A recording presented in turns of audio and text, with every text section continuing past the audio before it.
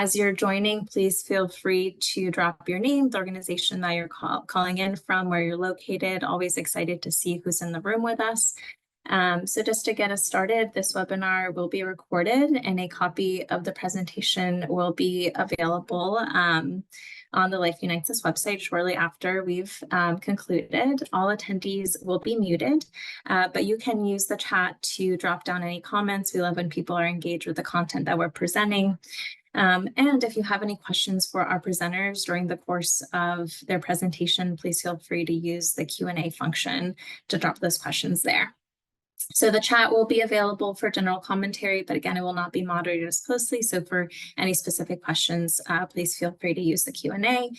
For best audio quality, please listen to the webinar via phone line by using the dial-in number.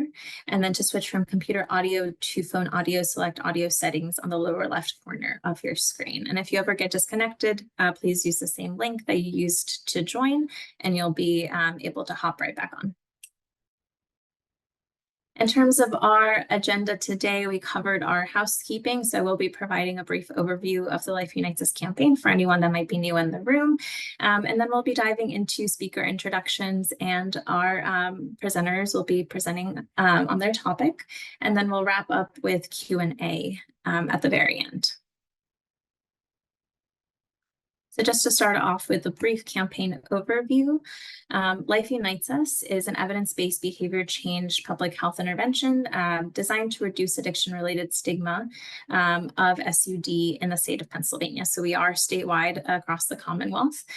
This campaign has now been active for the last 4 years. It is a collaborative effort between Shatterproof, Penn State, and the Public Good Project, and we are funded through DDAP. So in terms of our objectives, we're working to increase knowledge about substance use disorder and recovery. That is not only possible, but probable. We're working to improve attitudes towards those living with and or in recovery from SUD. And then we're also working to strengthen the capacity of stakeholders who are already doing the work on the ground. We have 3 main pillars of work. Community engagement is by far the most fundamental piece of what we do. Without our wonderful community partners, we would not be able to provide the work that we do in the state. So we work to connect with organizations across the state. We have over 200 campaign partners now in Pennsylvania. And another large critical part of this is our Community Impact Committee, our CIC. This is a group of individuals in recovery who meet with us to provide input and feedback on the campaign work that we do and make sure that the work that we're doing is by and for the community. Another huge portion of the work is content sharing. Our campaign collects and shares stories from people who have been impacted by addiction. This could mean being in recovery, friends and family, community heroes, people working on the ground, to really be able to share their stories across our social media platforms. So we're working to change attitudes by promoting messages that speak to hope and recovery. And lastly is our education portion. We conduct webinars on a bi-monthly basis to really get at different topics that community members might be interested in learning more about. So in terms of our campaign content, these are examples of what you might be able to find. If you go to our story library, we have a host of stories from individuals across Pennsylvania who have shared their story with us. We also have a digital asset library, which has recently been updated. Jayla will share that link in the chat for you all to check it out, with new graphics that can be reposted and reused on your platforms as needed. And a quick update before we jump into our presentation for today. We have an updated story form. This is for folks who are ready to share their story, want to share their story in the moment. You can now go on our website. We'll be dropping the link in the chat. And opt in to either share your own personal experience or share your experience of a loved one. You're able to submit a video or photos, and we have guiding questions on there that will also help with your submission. So a really cool way to be able to share your story if you're interested in doing so. You can connect with us online. We are on Instagram, Twitter, and Facebook. If you're interested in partnering or learning more about our campaign, Jayla will be dropping in a link that you can fill out there. And again, if you visit our website, you'll be able to find all of our past webinars, our story collection library, as well as just really useful information about our campaign.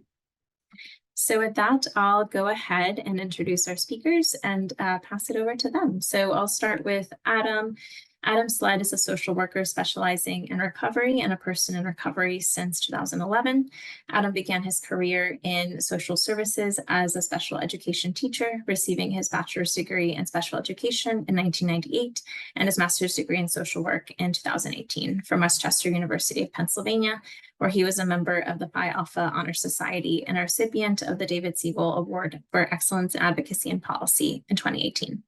Adam holds 3 Pennsylvania peer credentials and has been training and supervising peer recovery specialists and supervisors since 2016. He has co-authored research on recovery community organizations. And then I'll go ahead to Dr. Ashford. Robert Ashford is a recovery scientist focused on substance use, recovery communities, recovery support services and institutions, integrated behavioral health systems, linguistic patterns, and technological interventions for behavioral health disorders.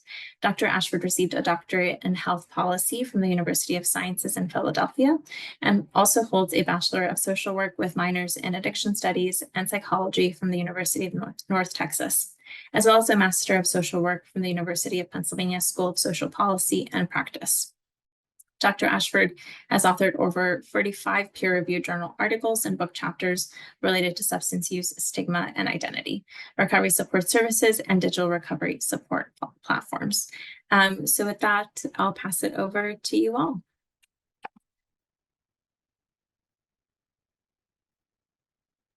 Thank you, Ashley, and thank you, everyone. Let me get my slides up here. It's great to be with you all today. Again, my name is Adam Sled, and I am the National Recovery Support Services Director at Unity Recovery. Unity Recovery is a nonprofit, peer-based, non-clinical recovery and hybrid harm reduction organization in Philadelphia and Texas. Can everyone see the slides okay? If you'd like more information about Unity Recovery, you can find our website at www.unityrecovery.org. And so today we're here to talk with you about the building blocks of recovery capital. Our objectives today are to learn about the history of recovery capital and compare this model to other frameworks of wellness. We also want to understand how to measure and operationalize recovery capital in the context of recovery support. And also ultimately to learn how to help participants and other people in recovery to build and maintain capital in long-term recovery. So what is recovery capital? If we're going to be talking about this, we need to know what it is that we're talking about. So in recovery support, what we teach recovery specialists is that their main task, and the name of the game in recovery support, is to build recovery capital. And recovery capital is everything that a person has available to them to give them an advantage in recovery. Cloud and Granville define this as the quantity and quality of internal and external resources that one can bring to bear to initiate and sustain recovery. Also, the sum of resources necessary to initiate and sustain recovery. So this is everything that makes it easier for people to start their recovery and also gives them what they need to be resilient and extend their recovery, hopefully into long-term recovery. Recovery capital can be incredibly influential on outcomes when we look at our treatment and recovery support system. Traditional placement models usually look at problem severity, problem duration, problem complexity, but the factor of recovery capital is also hugely important. And as you can see by the graphic on your left, which comes out of a paper from William White and others, recovery capital combines with the problem severity and complexity and has a real impact on the outcomes. If you have a person with higher recovery capital as well as lower problem severity, the outcomes are going to be quite different from somebody with high problem severity and low recovery capital. So the presence and degree of recovery capital in a person's life can help determine their ability to retain the progress gained in treatment and also help to reduce treatment recidivism. When we look at the model of recovery capital, the concepts and the elements in that model are found in several other models, and we can compare this to other frameworks of wellness that we deal with even within our field of treatment and recovery support. So in public health, we talk about the social determinants of health model. And you can see that there are 5 domains of social determinants of health that we look at in terms of holistic wellness for a person. Many of us are also familiar with Maslow's hierarchy of needs in the center, the pyramid form. And this, of course, contains elements of a person's wellness in kind of a hierarchical fashion, although Maslow is not linear. But these also contain many of the same elements of a person's wellness and things that can impact the recovery journey. And at the far right, you'll see a model of the 4 dimensions of the recovery process. This can be found on SAMHSA's website. And recovery has been, in this case, divided into 4 domains of health, home, purpose, and community, which also contain many of the same elements that we're going to be looking at in recovery capital, such as housing, social belonging, self-actualization, and cultural considerations as well. So when we get to recovery capital, most models of recovery capital divide recovery capital into 4 domains, bringing all of these elements into the framework of recovery support. And when we factor in the many pathways of recovery, it could be said that each person has a unique formula of recovery capital that can unlock recovery, long-term recovery for them. And one of the difference here to the other models that we viewed is the emphasis on cultural capital in the lower left. Because recovery is identity-based at the individual level, as well as being grounded in the community, cultural capital is essential to the formula. So as we get into the domains of recovery capital, we'll talk about physical capital. And this can be thought of as tangible items and assets or commodities. Because we exist in a capitalist environment, people in recovery need ways and means to acquire the necessities of everyday life. Of course, many of these can also be severely impacted by substance use disorder. So recovery specialists can be brokers of resources to help people in recovery access programs and goods in their communities to get things like employment, income, housing, access to food, clothing, transportation, and many other material things that make life easier and make recovery stronger. And then when we get into social capital, we have both empirical and anecdotal data, which all agree that the importance of community and social support in recovery can't be underestimated. This can take the form of family relationships and roles, pro-social activities, a number of recovery affirmative settings, as well as intentionally designed supportive recovery environments. And here we have things like recovery community organizations, mutual aid meetings, as well as recovery high schools, recovery-friendly workplaces, treatment courts, and other community institutions with recovery themes.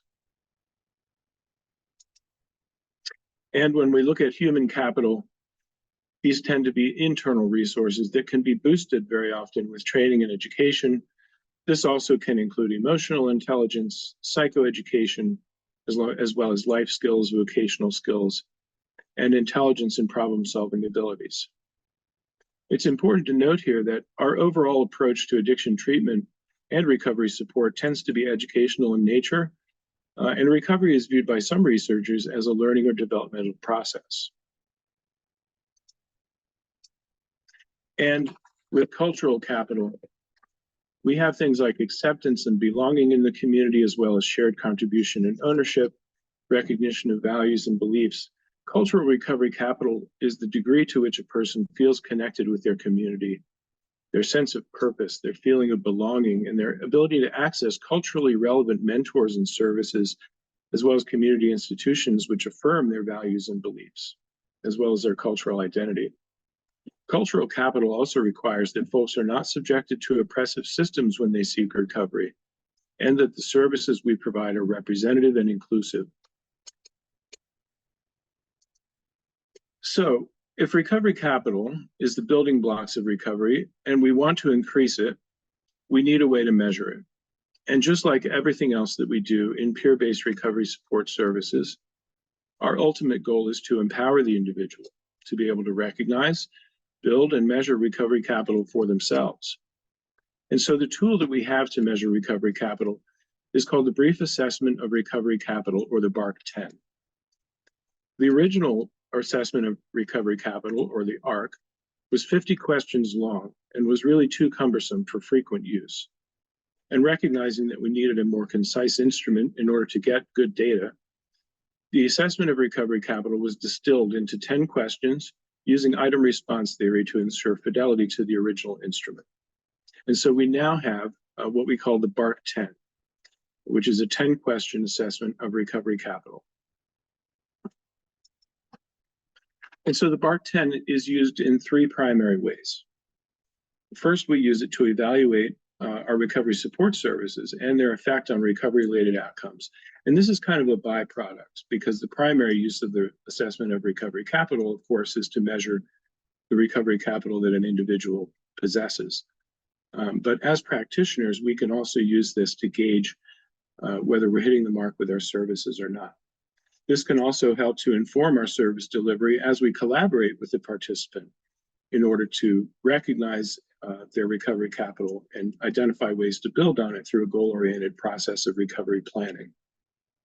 And after we're engaged in that recovery planning process, ongoing measurements of recovery capital can provide us a measure of progress to measure the participants' achievement of recovery capital and their progress towards their own self-determined goals. Ultimately, as I said before, we want to teach participants to be able to evaluate their own recovery capital. And in some of the electronic recovery support platforms we're seeing now, participants are able to actually self-evaluate their own recovery capital and self-administer a BARC 10 assessment. So when we're working with folks in recovery support, we're discussing the answers to the BARC 10 questions. Many participants become very familiar with this instrument when it's done with some frequency. And we see participants even memorizing the questions, memorizing the structure of the answers, and really engaging with the instrument in a way where they're able to predict what their answers are going to be in the future. This can be used to drive more meaningful engagement and recovery planning in real time. And we're helping participants to connect the domains of recovery capital with the real recovery capital that they see in their lives and that they're working to build. This serves to broaden a participant's conception of their recovery and help them determine areas where they want to focus their attention or maybe even shift their attention as the recovery capital develops. Ultimately, participants can learn to self-evaluate and enhance their recovery capital independently, which of course is our goal. Over time, as the living document of the recovery plan evolves and changes, as people reach their goals, and in the open-ended peer support relationship, the peer recovery specialist and the participant can observe trends in their recovery capital over a long period of time, especially when you have those frequent data points from frequent administration of the BARC 10 instrument.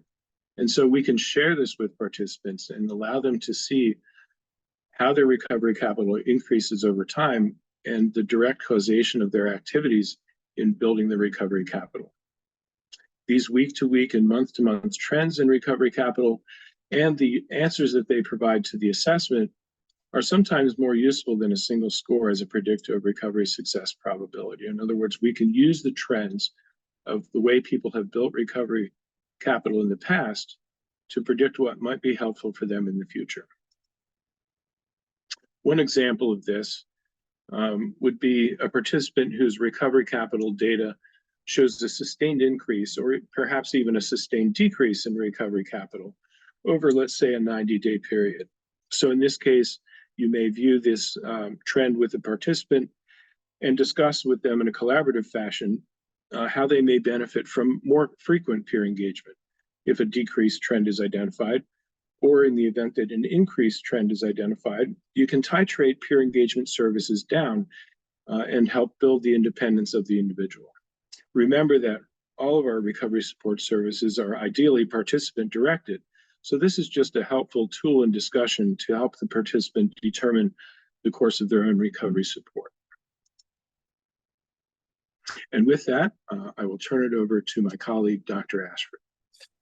Thanks, Adam. Always a fun act to follow. Good afternoon, everybody. It's a pleasure to see everybody attending today on such a crucial and important topic to the work that we do, recovery community organizations and other peer-delivered service organizations, and integration points across. I'm gonna switch over so I can share my own slides and just ask quickly if that is still coming through, if I get a thumbs up or a head nod. Not hearing contrary, I'll assume it's still coming through, but yeah, I think it's important to note, the understanding or baseline, whether it's your first introduction to recovery capital today, or perhaps you're using it every day in ways that Adams has described as peer specialists, peer supervisors, or peer organizations, or other allied agencies that are providing peer services as part of their integrated care. That there's a long-rooted history of it, and while it's our primary tool, it's not while Cloud and Granfields, who have the quote on your screen as well, really talking about the utility and importance of recovery capital. It's got a long history that comes as a variant of human capital, of human flourishing.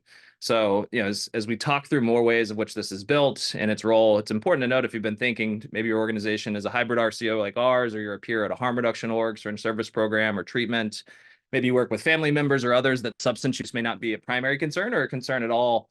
And the framework still applies to them because we're really talking about how do we transform people's lives through resources that they can bring to bear for their overt wellness.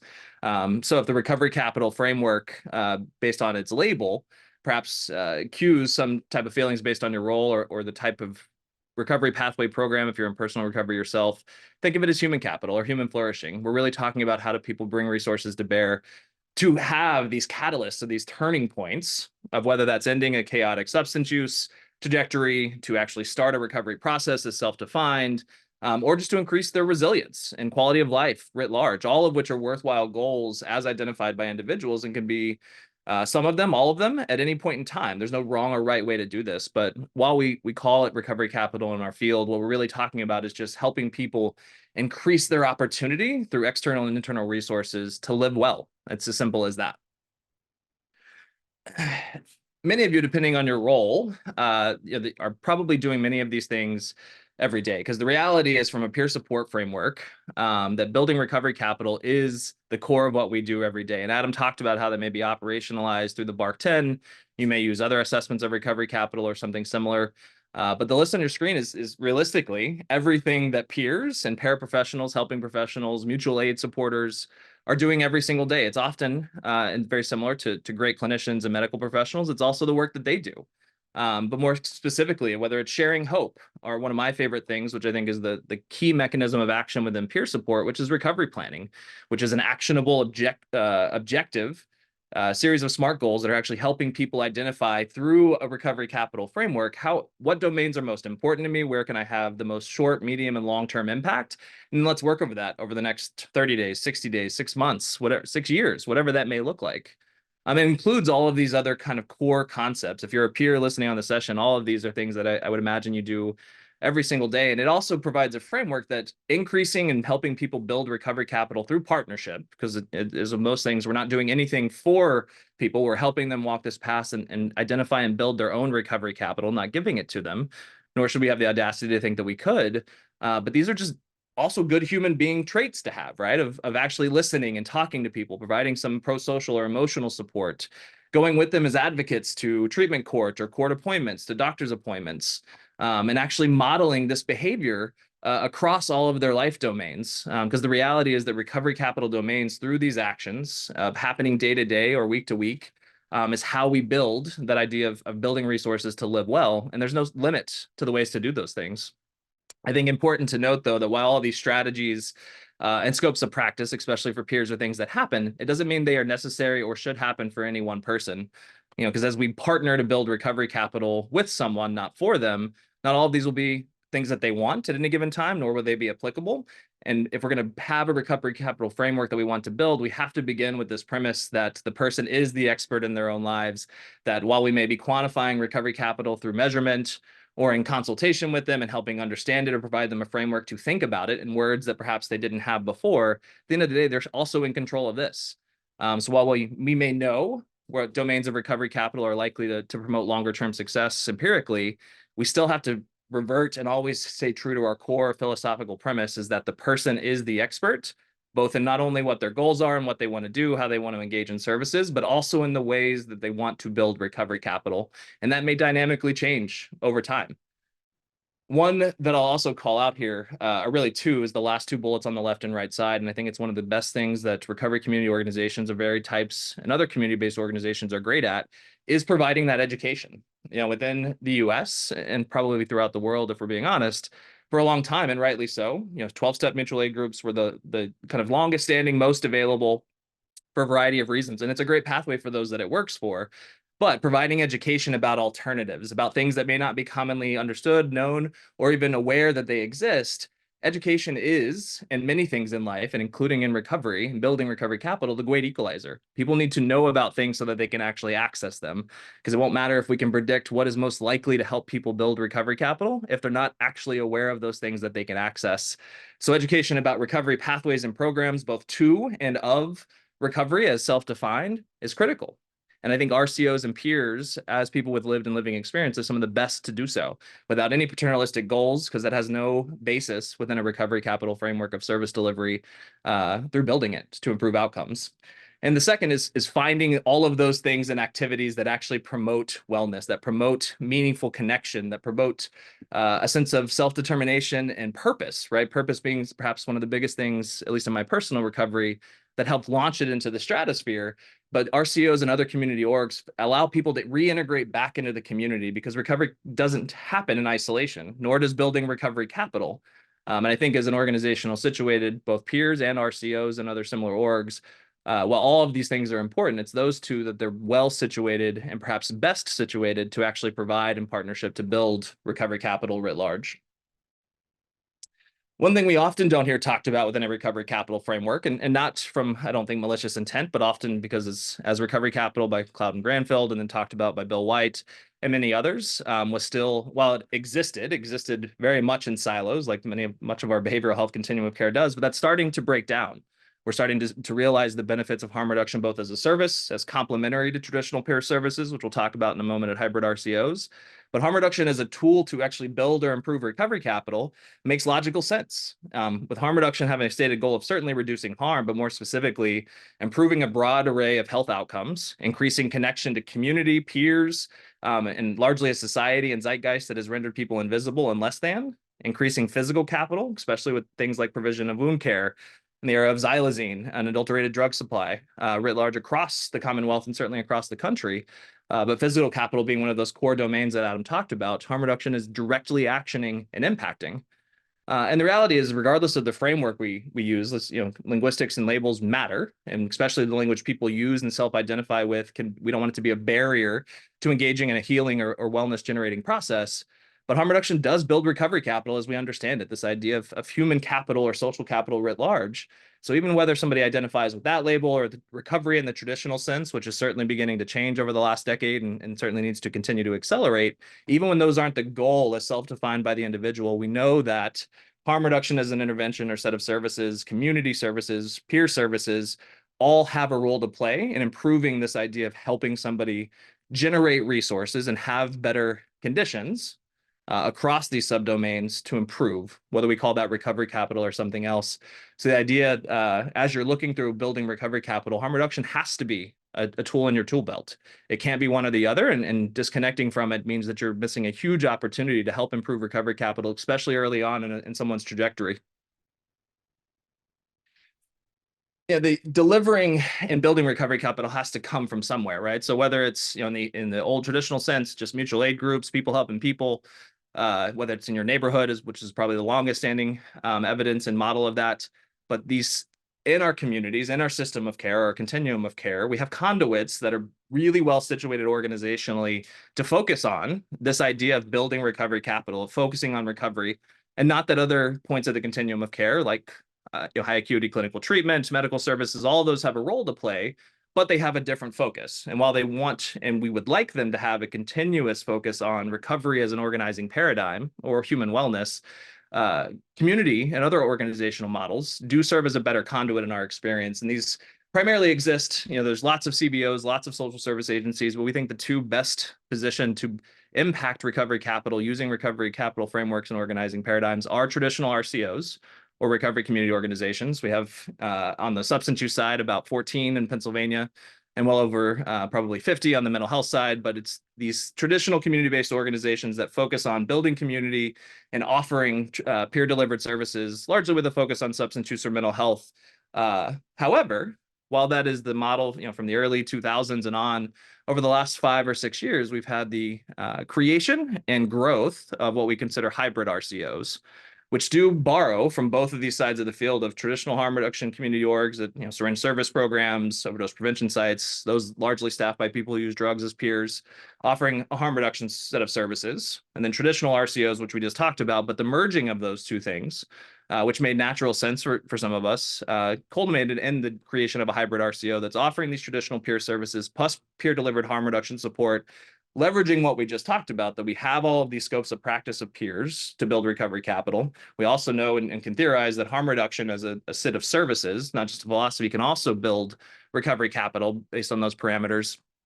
And you also bring in an element of a mixed peer team, both people who use drugs as well as certified peers and everything in between, that gives people engaging in services the most likely opportunity to access the things they need at any given point in time, because we know day today looks much different than tomorrow, may much different than 72 hours from now, and so on and so forth, to make sure that people have the right type of peer support and the right type of service at any given time, so that we can action and take action on opportunities to build recovery capital. So of the different types of RCOs available today, we do, and I do feel like certainly that hybrid RCOs are best positioned as the models continue to expand to offer more person-centered partnership across the board with that focus on improving wellness, whether you call that recovery or something else. However, we still have to make sure, as Adam mentioned, in how we're operationalizing and actually using things that we're collecting.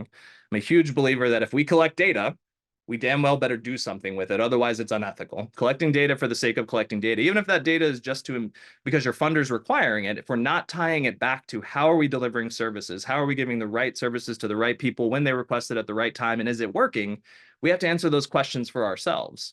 Because having a recovery capital framework, focusing on building that and imparting more positive outcomes, only works if you're actually reviewing that as, are you accomplishing your goals? In the same way we would do in partnership with participants or recoveries, individuals getting services, we've got to do the same thing for our organizations. And this is not just about external accountability, but an internal reflective process is, are we actually using data to inform how we're delivering services? And if you ask yourself that question, I have no idea, well, we've always done it this way, then the answer is you're probably not. Doing grant reports does not make you data informed, it makes you compliant. And I think the last piece on here is we continue to evolve, especially in peer services and recovery as an organizing paradigm in recovery science.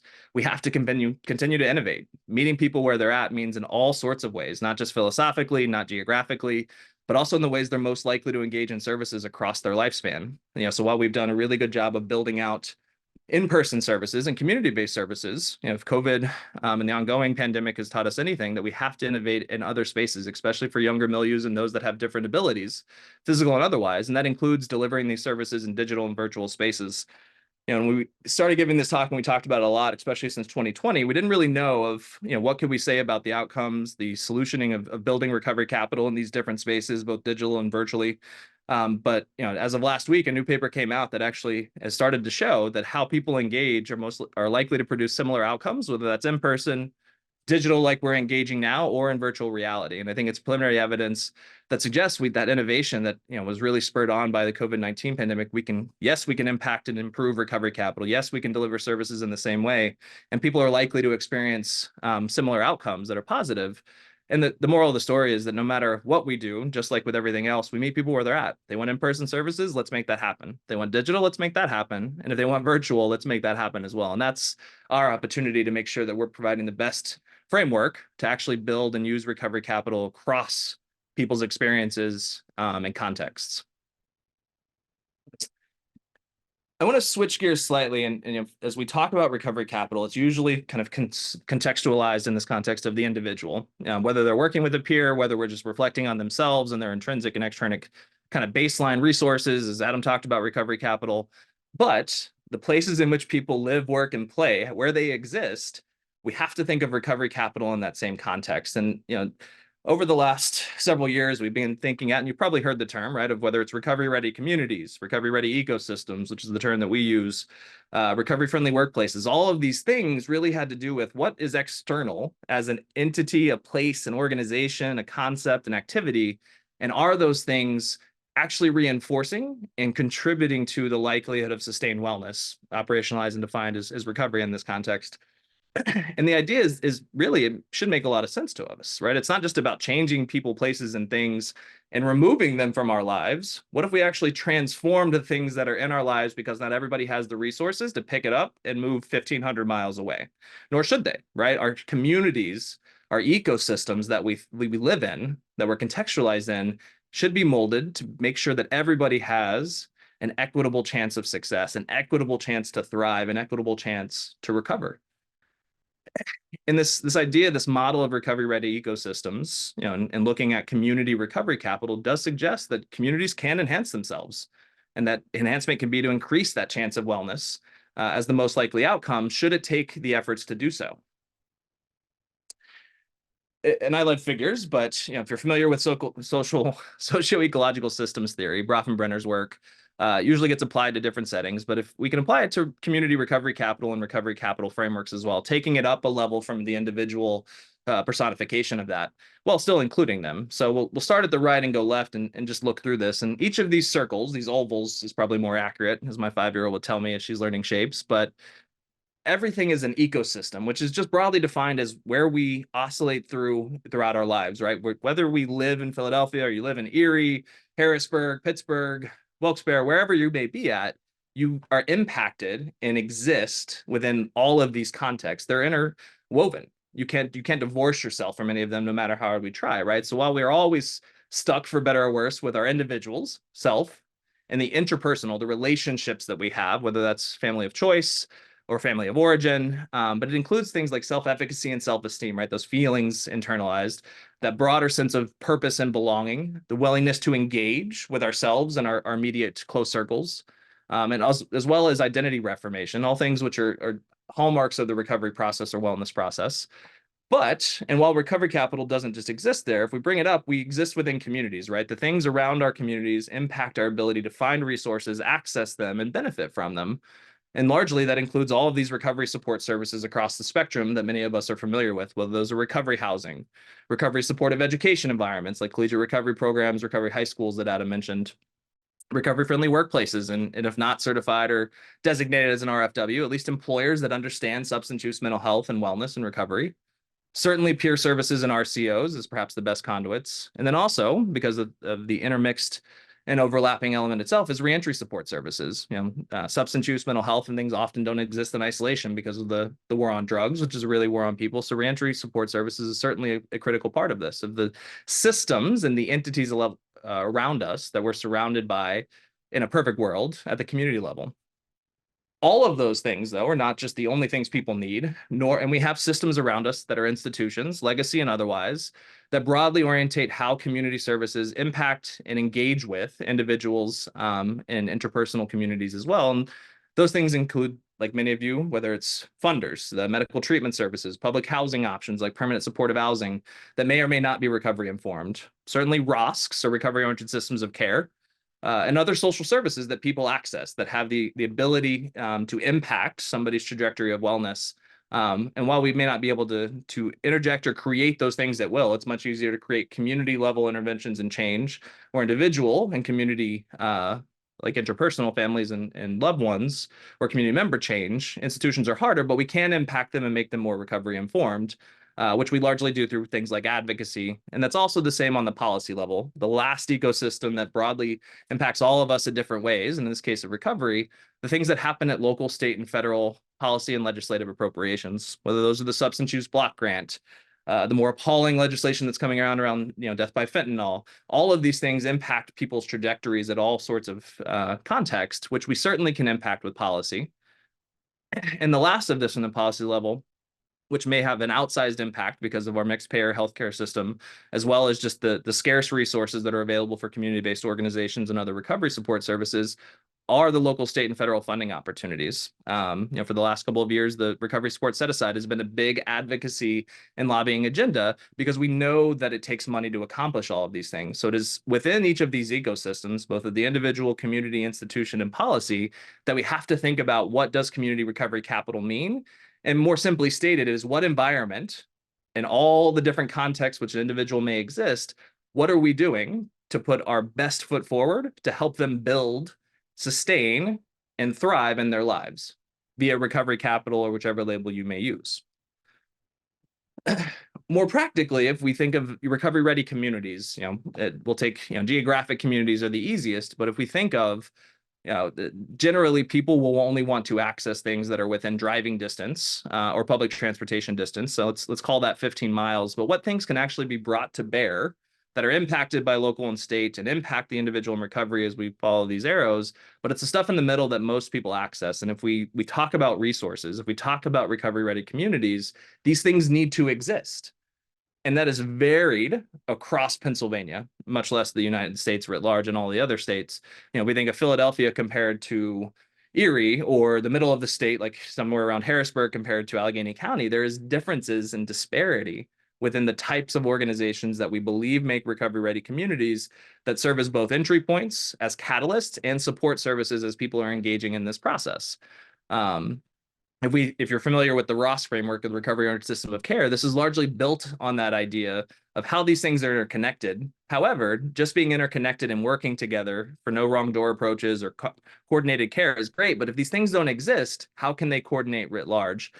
And when the Ross framework was originally designed, some of these things and as entities and RSS services and other types of entities didn't even exist. The idea of including harm reduction organizations or reentry services organizations, collegiate recovery programs, RCOs, largely was just beginning to enter into the framework when Ross first came out. So we have to update that. We have to take a holistic view of what our communities look like to impart recovery capital, which means we have to change with the times to make sure that our goal in building recovery capital is making not only increasing education about recovery pathways, but education about the services that can be available and engaging in advocacy to make sure that each thing that might benefit 5 people here, something else might benefit the next 5, and so on and so forth, are available readily to our individuals that we partner with or provide services for. And in spirit of that, right, if we first published the Recovery Ready Ecosystems Framework in 2019, I think, as an update to the ROSC, and we've expanded and the world has grown and innovated since then, right? We have to get more granular, more specific to make a better framework. And as early as 2021, this idea of adding more things as we learn more about recovery capital and the types of services and the types of communities we want to build, that includes hybrid RCOs, is different than traditional RCOs or quasi-RCOs, syringe service programs and overdose prevention centers, to getting more definitional parameters around harm reduction organizations. We've also seen the rise of virtual and digital recovery communities, as we talked about, in virtual and digital service delivery. So we have to conceptualize those, and are they available to people? And more recently is also looking at culturally specific organizations. It's one thing to say that there's culturally specific as a domain of recovery capital, but what role does that play in where and how people access their communities, where they get services, and are they culturally congruent or culturally specific to put people in the best position and the best context to actually succeed and want to engage? So we're continuously evolving this framework, and it will never stop, right? Our community, if I love anything about our grassroots community and recovery organizations, peer organizations, is we often fill the gaps that others don't fill for us. So I hope this graph is continuously, or this chart is continually evolving, and we're building more resources to create equitable access to give people the best chance of success. If you're familiar, and we won't go into it today, but within your resources will be a long one, but we're trying to get to this point in the same way we did with individual recovery capital. It's great to identify theoretically it makes perfect sense. We need all of these resources. No idea how we're going to fund them all, but every community needs one to give the best chance of success to everybody that wants to engage in support services.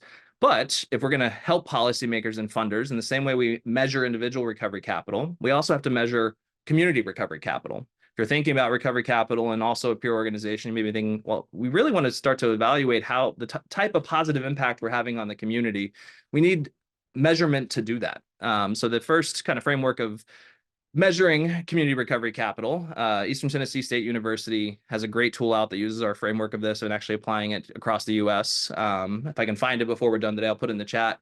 but it actually looks at the availability of these resources. If we go back to this, that are available in a given community within a geographic bound, if you will, even though there's other types of communities, identity and others. So we're looking geographically primarily as an activity zone.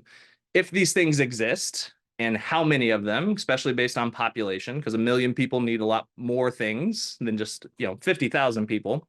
And if we look at that across a geographic kind of perimeter, we can begin to look at what is the community recovery capital or the community recovery readiness of a given geography, whether that's a city, a municipality, et cetera, and then benchmarking that in the same way we would individual recovery capital, that based on these scores, we can identify not only what is missing and what is present, but where are we likely at, given this range of continuity, that people are likely to access the thing they need at the right time to improve their chances of successful recovery and wellness. It's imperfect. It's a measure and process in the same way individual recovery capital was. But we have an opportunity to focus on our communities in the same way we do individuals. And a recovery capital framework, building recovery capital, has to take those contexts and ecosystems into mind where we can most positively make an impact, which is the individual and the community every single day.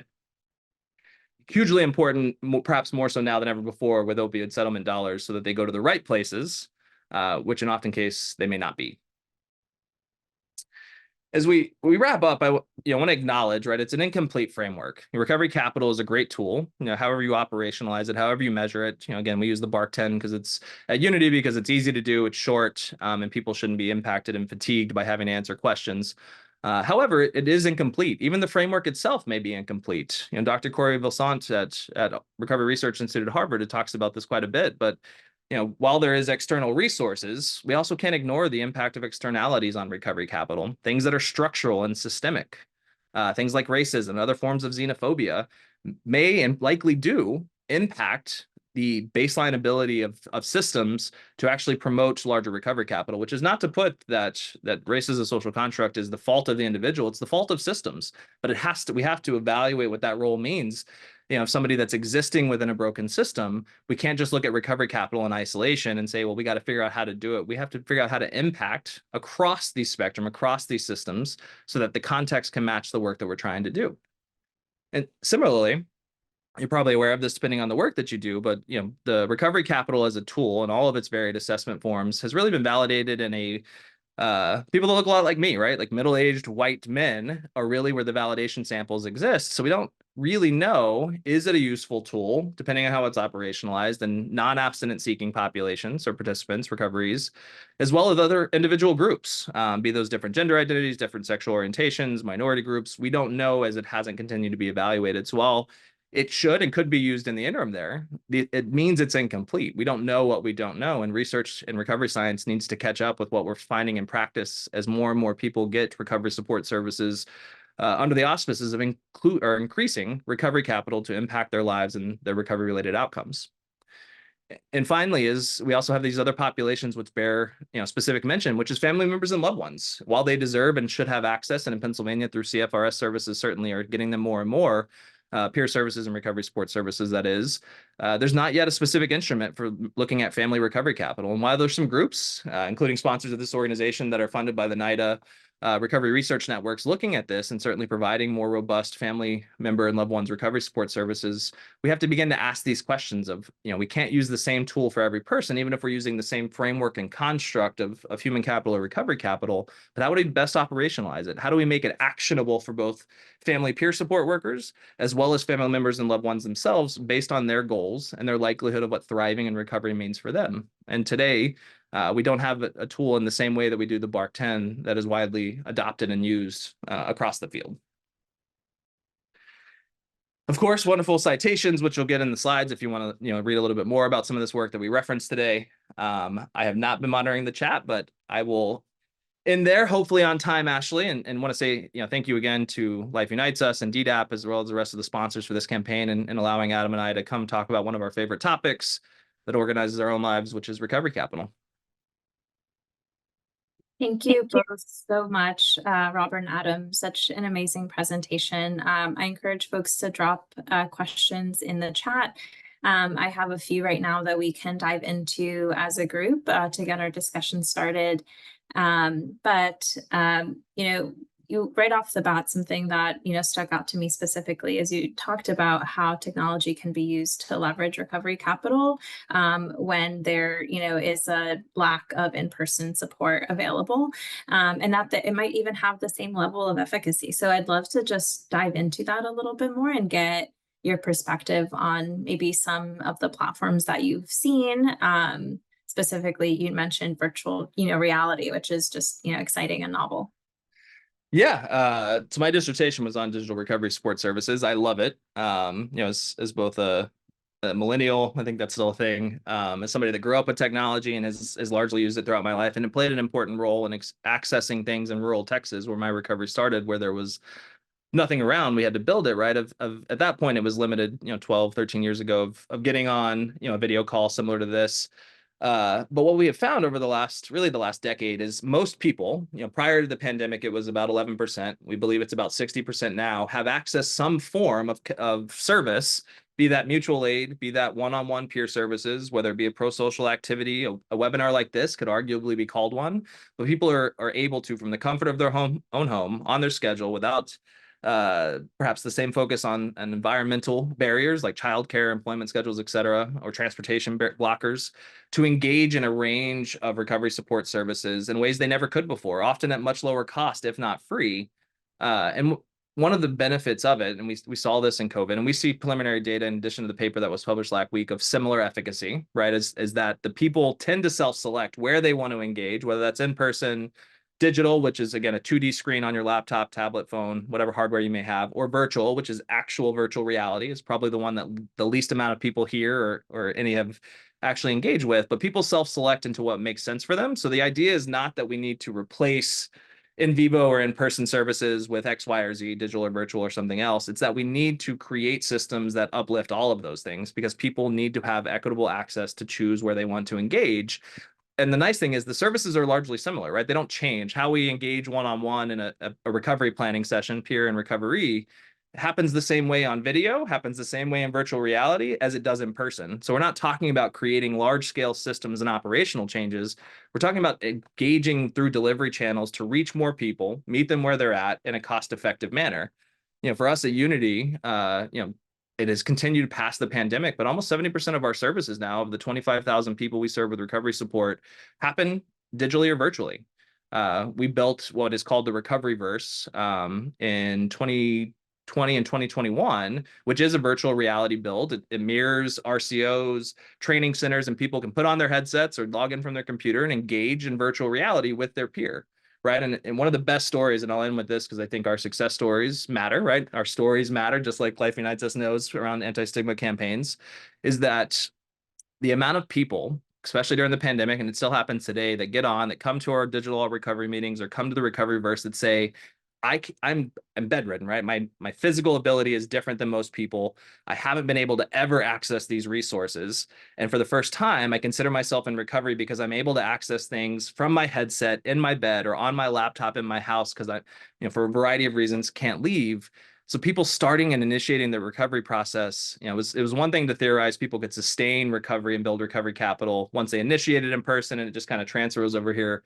But the idea that people are initiating recovery through virtual and digital platforms, to me, is a huge moniker. And it's even more important than efficacy because it means we're dismantling systems that are present as obstacles to people. We're increasing equitable access. And it comes with new challenges, right? That equitable access means creating more opportunity. But let's take virtual reality and digital specifically, hardware is expensive, right? We need partners that reduce those costs because not everybody has $600 on the Meta Oculus side, or certainly $3,500 on the Apple VR side. So we've got to continue to contend with that. And these are the obstacles we should be facing. I think the conversation has shifted best, 3 years ago, which is, do these things work? Because they do. And Adam put a nice link in the chat. If we do all recovery meetings several times a week, and you can see the Recoveryverse link in there to join us should you want to. But certainly a phenomenal thing. And I think the world is changing, and we're certainly happy to embrace it and help others do as well. Yeah, thank you so much for that. Just one other question on my end too. The presence of recovery capital can vary across different stages, and we know that. How have you all found that recovery capital can evolve, and how can interventions adapt accordingly to some of those changing levels, especially as you mentioned at the end, some of those other factors that may be external and out of our control? I'm gonna ask Adam to take this, but I want to preface it by, because I think it's important, especially if you're not a peer and you haven't seen this in practice perhaps every day. When we look at empirically around recovery capital, and it's the same for quality of life. Dr. John Kelly and others at RI did a lot of this preliminary work.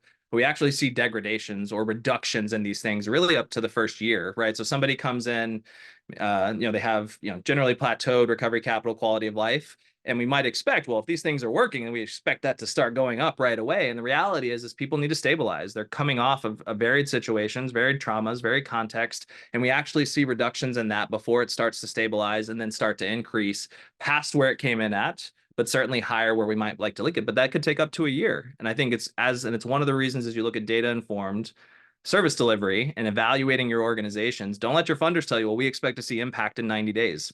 You may for some, right? But the empirical research suggests otherwise. Recovery support services and recovery capital is a long-term game. It's a lifetime game. And I think in the practical sense, how we see that every day at Unity and in practice from peer services, Adam can certainly speak to, but I want to make sure that's clear for everybody. If you're a funder or something else, don't expect immediate change. These stuff takes time. Yes, that's correct, Robert. We've seen that play out where, and anecdotally, we kind of describe this as people come in almost on that kind of stereotypical pink cloud that we talk about in some recovery circles, and they're really excited about what they're doing and engaging in recovery support. So you see the recovery capital come back high, and then usually around the time we get into the recovery plan and start forming goals and they realize how much work they have to do, that self-reported score takes a little dip. But the other thing that I'll say here, and it's interesting because I'm teaching this during the day for the CRS curriculum, it's paired with the idea of multiple pathways in recovery. One of the phenomena that we see over time is that as people build the initial recovery capital, and there's very kind of closed recovery and protective recovery communities in early recovery, very often what you'll see is a need for a different recovery pathway as their recovery changes and develops over time. So it's always important to keep multiple pathways on the table. Yeah, and I love that you both added that disclaimer too, because even when you talk about stigma reduction, that's something that takes decades. And so really just keeping that in mind when we think about all these different interventions. I will start to wrap us up. Thank you all so much. I know that there was a lot of interest in some of the resources that were mentioned. And so we will compile a list of resources to send out with the deck and the reporting.